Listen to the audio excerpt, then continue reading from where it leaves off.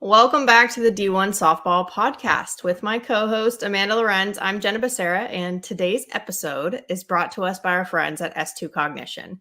S2 Cognition delivers a revolutionary approach to helping athletes understand how in-game decisions impact their performance from the youth levels all the way to the pros.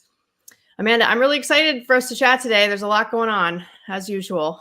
As always, going to be an exciting episode. So for today's lineup, we'll talk through some top 25 rankings, talk through some matchups, sort of what we liked that we saw and what was interesting we think is coming up, and then have the plays of the week and the win and whiff of the week. Exciting lineup here. Let's do it. All right, let's start with the top 25 rankings.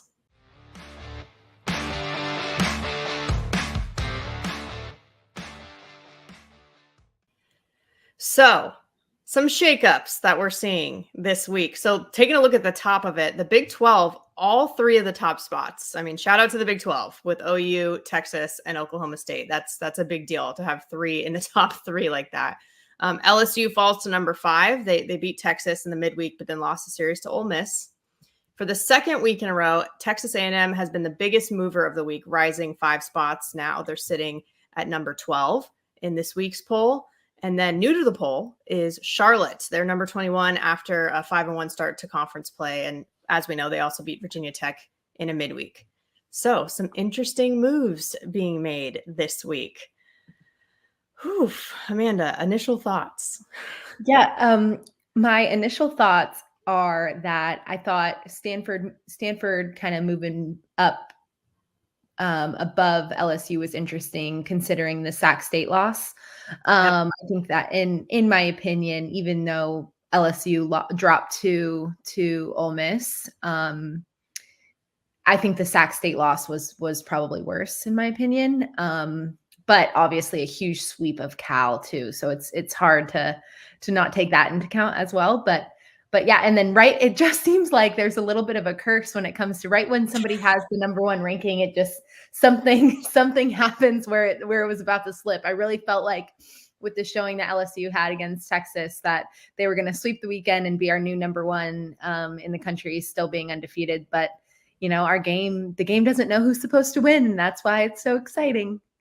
Yeah, and it's all about the matchups, right? I feel like coaches talk about that a lot, but it's like it's interesting when you're in conference and there's a lot of familiarity there. Like interesting things can happen, and we saw that. Yeah, it's definitely been a wild ride for sure, and we definitely have some questions from fans and our audience that we will answer as well. So the first question that we got is, how close is Louisiana to entering D1's top 25? I think I understand the question. I get where it's coming from. You know, I mean, they beat Oklahoma. They're the only ones who have beaten the number 1 team, right? I think at the time when we chatted with Jerry Glasgow on this show, you know, after they had beaten Oklahoma, they were a sub 500 team on the season. So while they had an amazing game and an amazing moment, you're looking at the body of work for this year as well. But since then, they've had a 9-game win streak. They had 8 straight wins after that OU win. And I think that's impressive because you can let it overwhelm you, like a moment like that, or you can let it fuel you. And I feel like they've let it fuel them. So they swept South Alabama as well this past weekend, who upset South Carolina, Alabama, Arkansas, and they even tied Arizona. So I would say now they're sitting at like 18-12 on the year. Now they're more and more a contender, I think. And I'm sure, like, I think they are receiving votes, just a general across the polls too. Yeah, I think that obviously that win absolutely kind of shook them up a little bit and reminded them just the opportunity that group has and what they're capable of if they're willing to put the pieces together. And I think sweeping South Alabama is huge just because of obviously they've proven they have some big wins against some SEC teams and it's multiple wins. So it's not on accident when you're doing it over and over. It's not a fluke. And with the conference that they play in, they're going to have to be nearly perfect and keep proving that they're capable of being ranked in that decision. And obviously losing a lot in the beginning means it's going to take even longer to prove. So I don't think that's far off, but trust me, when all of ULL's opponents are looking at them as a ranked team and attacking them, knowing that they're going to get a really, really good team. Yeah. Like Jerry Glasgow said too, the quest to another 40-win season because their record has been intact for so long. So that's another, throw that in there as well. A lot of layers to this. All right. Our next question. Where's Ole Miss? Amanda, I'd love your thoughts, especially with the SEC background. Yeah, I think that they also are making a splash. I think last time I looked, they had only 6 losses on the year. So that's obviously a really good record. And I think that they're continuing to make noise. And with diving into SEC play, they're going to continue to face some really good competition. And it's a really big opportunity for them to keep winning big games and showing what they're capable of. But before then, we hadn't really heard much. I feel like their strength of schedule hasn't been as strong, and just paying attention, like I'd never heard about some big wins or anything. And obviously they had a great showing against LSU this weekend, but just because you take 2 from, in my mind, they were probably the number 1 team in the country last week. When you take 2, there's more to prove than just that. Obviously it was huge. But I think that they, similar to ULL without all the losses, kind of proved to their group like, oh wow, like we're capable of these things. And I'm not in their team meeting, so maybe they've known this whole time, and we're just now learning about it, but kind of gathering like, okay, these are realistic goals, and how can we keep winning and then proving it to others down the line. But obviously competing in the SEC, you have a privilege of this amazing competition when you are able to prove it to the people that write the rankings each week what you're capable of. Yeah. And as we're recording this, you're right there. So they were 20-8 now on the season, but last time I had checked too, there was only those 6 losses as well. And I think you're so right about the strength of schedule. I think that's what it's really boils down to in terms of why they didn't maybe just jump right in this week. They've only really played Clemson before SEC play started in terms of ranked opponents, and they lost twice. And then, yes, they played Mississippi State as well once SEC started, but they lost that series. They did take 1 game, but they lost the series. So I think it depends on how reactive you think it should be, right? Like, how reactive do you want the polls to be? Because to your point, it's like a great moment, but it's like if they were to go into this next SEC series, which I believe they are playing Georgia, if they were to do something similar and like take a series from Georgia, then yeah, I don't know how you leave them out, right? But like for me, I'm like, I don't want to be too reactive either way, like dropping people completely out or bringing people in, because it really is like a let's let it play out situation. But now they're on the radar. That's the thing. Like, same with Louisiana. Like, these are teams that are on the radar that are just kind of hanging out maybe right below those rankings.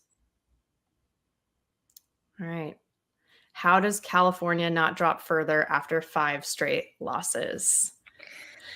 Yeah, so I think it's back to the reactive statement that you just made of like, how can we look at a whole body of work and not be too reactive. But I think also like 5 straight is something that needs to be looked at. And then also you look at the quality of the opponent, of who they're losing to. I think that has to be held into account as well. Like, if it's 5 losses to unranked opponents that are maybe even out of the top like 50 in RPI or strength of schedule, then that's really something that you need to look at and be more reactive to. There's a difference between a good loss and a bad loss when it comes to the rankings. And I think that losing 3 to Stanford, while it hurts and it sucks, especially when it's your rival, Stanford is a very, very good team with an incredible pitching staff, and they are firing on all cylinders right now. And so it's really hard to sweep someone away, but also like it's hard to beat someone like Stanford. So agree. Like, getting swept is never great, but when it was a top 10 team, now a top 5 team in our rankings, it's also like not expected. I think expectations gets a little murky, a little weird to think about it that way. But at the same time, it would have been a bigger upset if they had taken the series from Stanford, right? Like, you're right on the quality of the opponent. Even Oregon, for example, because the last 2 that they lost before getting swept were to Oregon.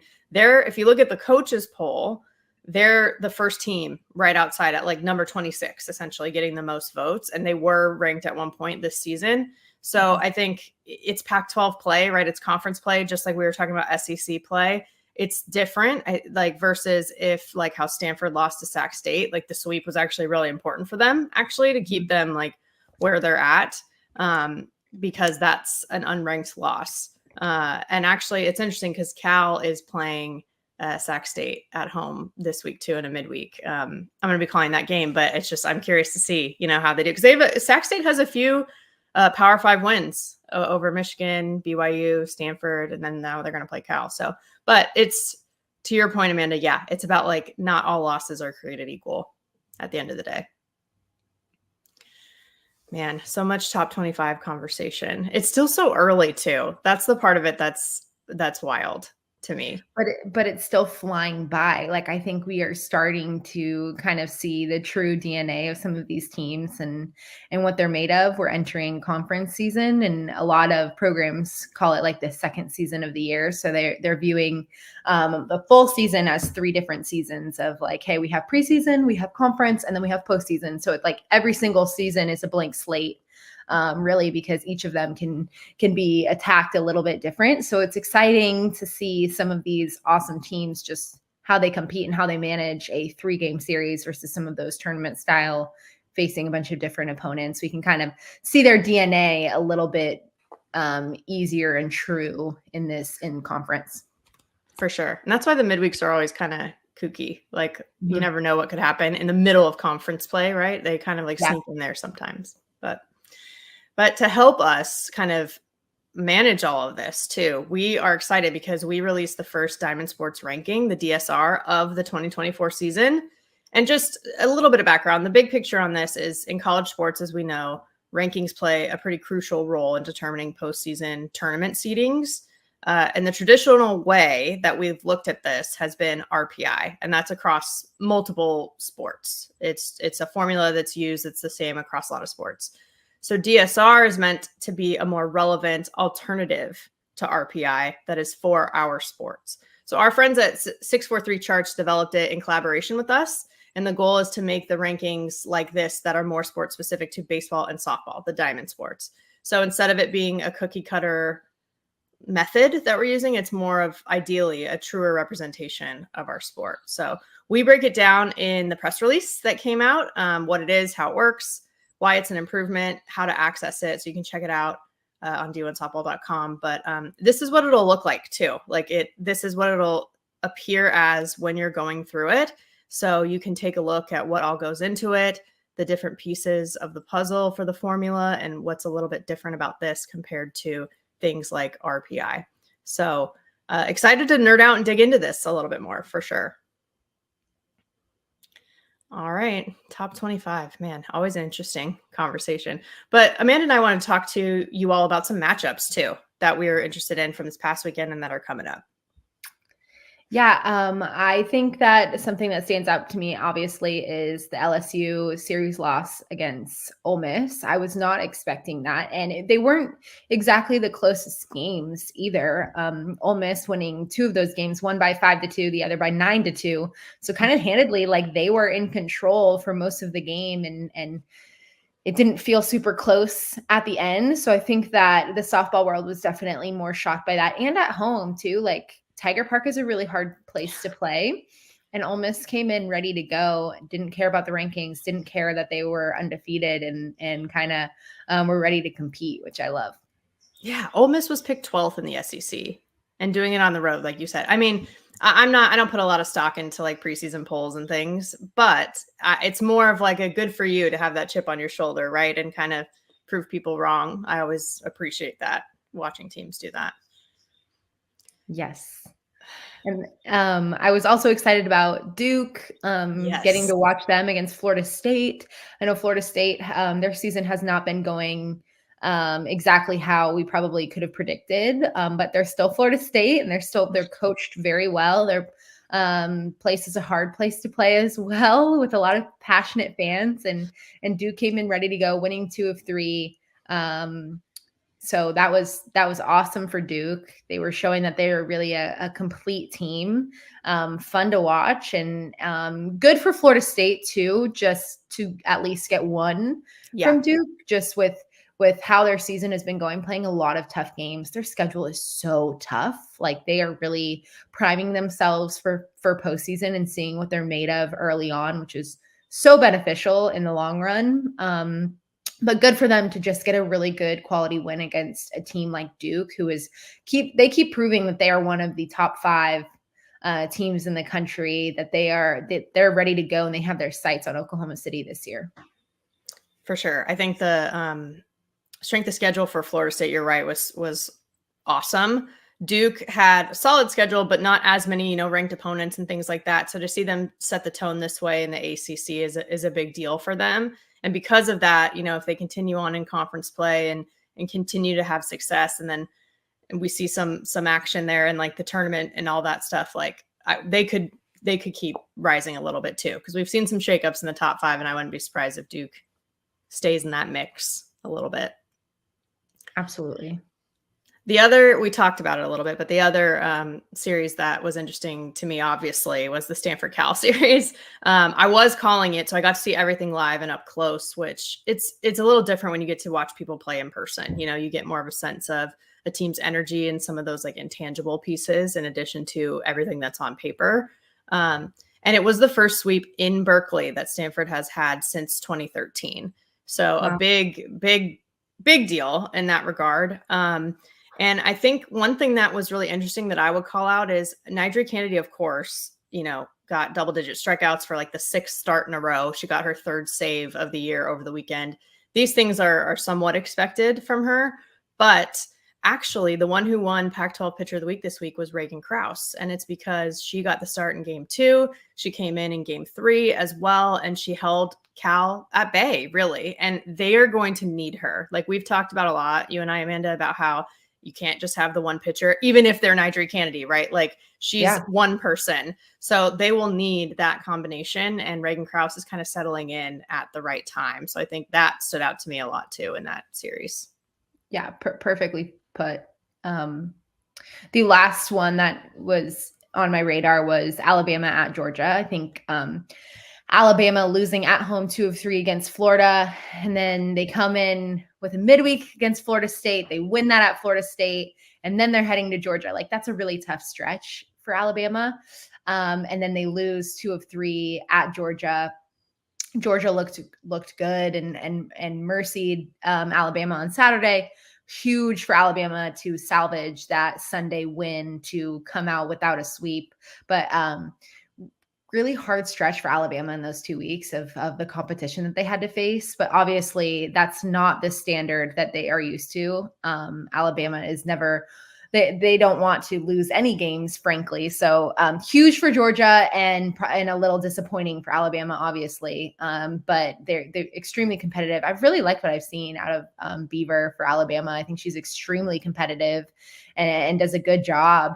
And just getting a little bit unlucky with the way that some games have played out. But she's honestly, she still is doing a really, really good job for Alabama. And I know that they feel confident with her in the circle. But I've said over and over how excited I am about Georgia. I think that they just keep proving that they are a really, really good team, and anybody at any time can come up big. And Dallas Goodnight had a huge weekend. And obviously that meant a little bit more to her being a former Alabama player and going over to Georgia. So yeah, so big weekend, exciting for the Bulldogs to take 2 of 3. But I know with those 2 huge wins, they expected a sweep. And so that's still, but it's really hard to sweep in the SEC. Gosh, it's so hard. It's hard to beat anybody 3 times, but just with how competitive these programs are and how good they are, it's hard. Shame me once, full on you. And like to lose 3 in a row is really, really hard to do. So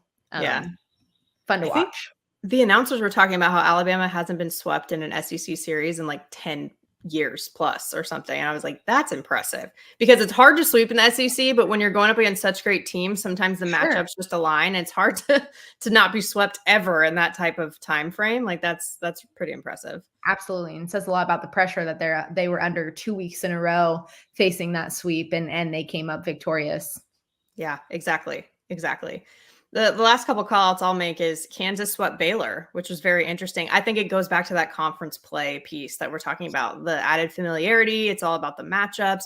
And also Kansas did beat Texas A&M. They beat Wichita State twice. They took one from UCF in the series. So it's not like this like was totally out of left field, pun intended, I guess.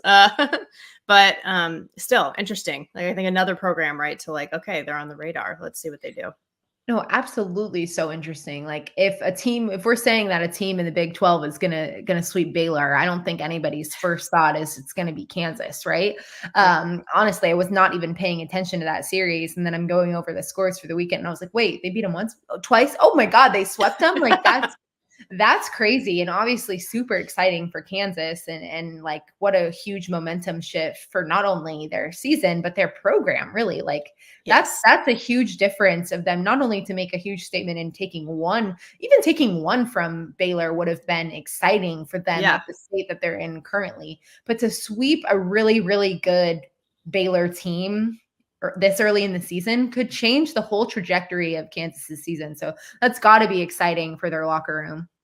100%. Yes. And with all this conference play too, like I'd be remiss if I didn't mention the Big Ten because we saw some actually it's always interesting, right? You see some Big Ten matchups, but it didn't count towards conference play, but you still got to see some of those go head to head. And Northwestern in particular had a great weekend. They had 2 ranked wins over Boston and South Carolina. And they beat, a really typical Big Ten foe in Minnesota. Even though it didn't count towards conference play, like we got to see and get a little taste of that. And they'll start conference this season or this weekend. But also the fact that they announced their big time upgrades to their stadium that are coming. I was like shocked. I mean, I had just interviewed Kate Drohan, but to see that this is the 49th season, I think, of Northwestern softball. And they've been like, I knew they were around a long time. I think we all know that, but to know that it's been like almost half a century, wild. So anyway, well deserved and so exciting for our sport. Absolutely. So cool. There's so many alums that are so proud to be Northwestern softball alums. So it's so cool to see all of them just be so excited about this huge investment for their sport at Northwestern, and obviously well deserved. And it's so exciting for everybody. Yeah, I think it's for the alums too. I mean, obviously it's for the current players and the future players, but like the alums feel a part of it. Yeah, exactly. Yeah. So it's like they're very much part of it, which is so cool. So cool. Yeah. All right. In terms of what's next, what are you excited about coming up? Gosh, I have a long list. So I hope you guys are ready. I am so excited about this week. I was like, ooh, let's see. Like I was diving into the schedule, seeing, I'm like, ooh, I'm excited about this one and this one and this one. And I have like almost 9 that I'm really, really pumped about. So first I'll start with the midweeks that I'm excited about. South Carolina plays at Clemson on Wednesday. So excited about that matchup. I think that South Carolina they were so competitive last year with Donnie Gilborn in the circle, but now they have a lot of Otter in there, and she's doing amazing for them and hitting some too. So excited about that matchup. And then we also get another amazing midweek with Texas at Florida State on Wednesday. Like, I don't know how we keep getting paid this way with these amazing midweeks. Like, I was like, wow, this is legit. Not only just for the fans, but I'm just so excited for these programs and the way that they are setting up their kids for success with the way that they are competing like at this high caliber, like against this top tier competition so early on. And as a midweek, it's like really priming these athletes for toughness and figuring out a way to push through. Because midweeks are different with like, you still have school and it's rushing. And even if you're playing at home, it's not the same amount of focus, I would say, that you can put on a 3-game series, Friday, Saturday, Sunday. It's like a different mental challenge. Absolutely. Just most of them, like, they're sitting in on lectures. If you're away, like for Texas, it's going to be interesting for them to sit in on lectures or figure something out for Wednesday morning. And then Florida State, those girls will go to class that day and then go to the field, like, and figure out how to win a big time game against top 3 Texas. So it is definitely a different dynamic, but I'm so excited to watch it. Like, what a treat for us softball fans and those 2 teams, like a huge opportunity for both of them. And like, that's what excites me The most about the midweeks. Okay, now I'm going to move to my weekend series, and I'm sorry if I'm taking some of the ones that you're excited about. No, love it. Keep going. I'm excited about Kentucky playing at Florida. I think that Kentucky's record doesn't necessarily show how good I think that they are. They have some really good tools. Erin Koffel is so good, playing in her senior year, and she's a game changer and can make anything happen. We have Baylor at OU this weekend, so that's going to be awesome. Baylor's looking to rebound and play better than they did last weekend. They have a big test in OU, and OU has a big test in Baylor, so I think that it's both a really good opportunity for both sides. We touched on this a little bit earlier, but Georgia plays at Ole Miss this weekend, and Ole Miss is now like ready. They're not only hoping, like they're expecting to take one or two from Georgia, which is exciting. So another big matchup for both Georgia and Ole Miss. We also get, I didn't know that Virginia Tech was playing at Alabama this season. We only get them Friday and Saturday. So I'm excited about Virginia Tech playing in Tuscaloosa. And it's kind of interesting that we're not having a 3-game series. They're just playing Friday and Saturday. But it should be a really good matchup. And then, I feel like I'm being super biased and staying on the East Coast, but there's so many good games. But I am excited about UCLA playing at Washington. That's going to be an awesome matchup. I think that we've started to see what UCLA is truly capable of and seeing more of the UCLA team that we envisioned we were going to see this year. So I'm excited to see them playing against a really good Washington team. I think it's going to be a dogfight throughout all of those games, and I can't wait to watch. Okay, Jenna, you're up.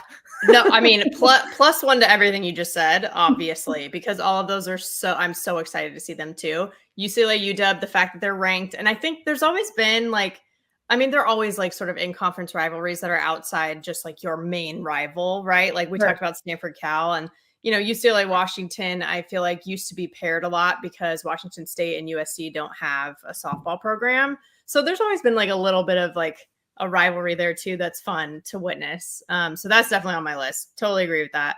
I would add in too, at least on the Pac side of things, Arizona playing at Cal, because these are two teams that started the season unranked and like made their way into the rankings. And now all of a sudden it's a ranked matchup that we're going to see. And these are the two teams that where people are like, oh, what do you think could be like interesting or that people should pay attention to in the Pac-12 outside of the obvious maybe? And I was like, these two teams, like separately, let alone when they're playing each other. And they're coming from different perspectives too. Like U of A is trying to reset, in 2021, they're in the World Series. In 2023, they didn't make the NCAA tournament for the first time in forever. Cal, on the other hand, is on the rise. In 2021, they were like barely a 500 team. And then last year in 2023, it was the first tournament they had made in years. So I just think the dynamics are really cool. And then across the Pac, actually, it's like a battle of the alums. I know I mentioned this last week with Jessica Allister and Chelsea Spencer with Stanford Cal, but you have Caitlin Lowe at Chelsea Spencer, essentially, with Cal and Arizona. But then you have UCLA UW is Kelly I and Heather Tarr, and then also Utah's at Stanford. So that's Amy Hogue and Jessica Allister. So all 6 of the head coaches that are at their alma maters are playing against each other this weekend, which is pretty cool. Just like really interesting. Yeah. So cool. Yeah. And you already hit on a couple other ones, like especially with Baylor being like the one team that beat Oklahoma last year, right? It's like, do we let that be a mental factor in this or does it not matter? Like, we'll see how that plays out. Like, I'm very excited for that. And I know I mentioned some Big Ten stuff too, which I'll get into in a second, but I think it's just the fact that a lot of these teams are going to have their home openers because of weather, they have not gotten to play at home until now. A lot of people, Northwestern being an example. And that's something they deal with every year. They're on the road for like almost 2 months, to start the season every year. And there's nothing like playing at home. So I'm just excited in general for that conference to start to get that experience. And then I would say a couple interesting ones in the SEC too, LSU and Mizzou, and then Mississippi State at Arkansas. Because based on what we saw in terms of early expectations, Mizzou and Mississippi State have sort of overperformed, quote unquote, what the general expectations were. So now like to see them go up against a couple of programs who were, expected to do well with like Arkansas and LSU. And then LSU even more so since the season started. I think those would be fun too. Agreed. So many good ones. Gosh, there's so much going on always. I love it. It's great. Like, and we really do have like the best team just throughout D1 softball covering all the action. And because of that, we also want to help you all take advantage of it. So we are offering 25% off an annual D1 softball subscription. The coupon code is podcast25.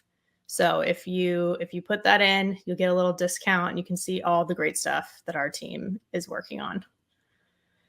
Oh man, they're the best. They really are. Well, I think now time for our plays of the week, which is always fun.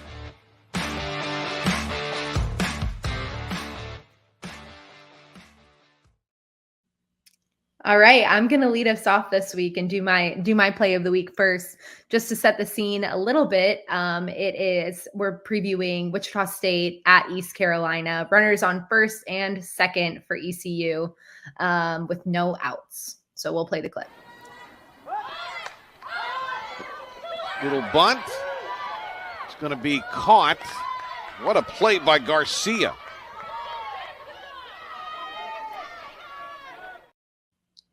Yeah, so Jess Garcia, first baseman for Wichita State, makes a huge diving catch, and really keeping that momentum on Wichita State's side. So huge for them when it could have been a huge inning for ECU. I get Jesse Warren in the World Series vibes from that. That's exactly. I literally was thinking the same thing. Absolutely, like a huge moment and huge opportunity. They lay out to make sure that they get the out. So cool.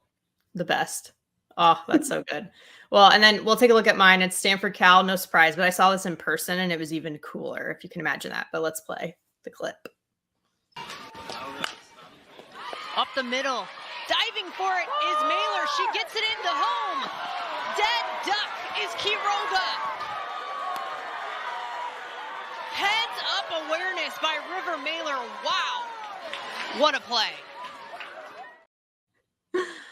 First of all, love the energy, right?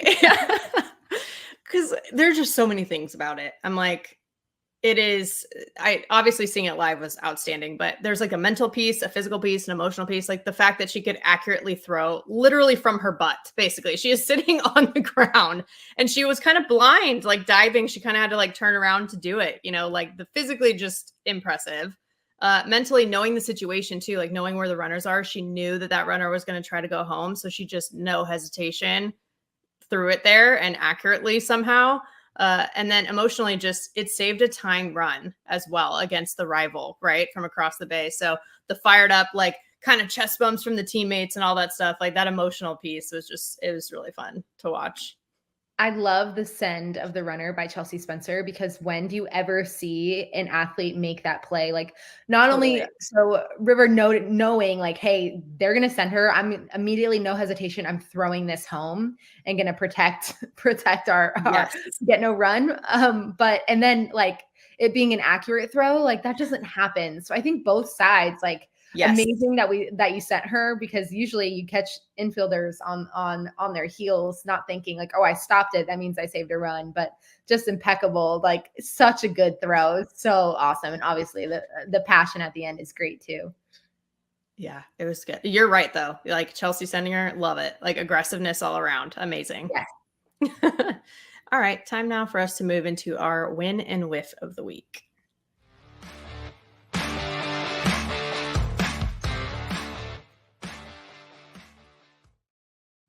You guys, I'm literally obsessed with my win of the week. Okay, so we all know about Val Cagle at Clemson, but Millie Thompson does not get enough like love nationally, in my opinion, not only for how she is on the mound, but like her personality. Like I am sitting at Clemson baseball games and people are talking about Millie Thompson and just what a character she is. Like she's always wearing weird things in the dugout and just seems like she just has so much fun with it. So we're going to play this clip of Clemson softball. They post all the time about at the end of the games, they have a win column in their hallway. So they change their number of wins. After every win, they add another tally and change the number to increase their amount of wins in their hallway. And so just look at this show that Millie Thompson put on for us and everyone on St. Patrick's Day after their win against North Carolina.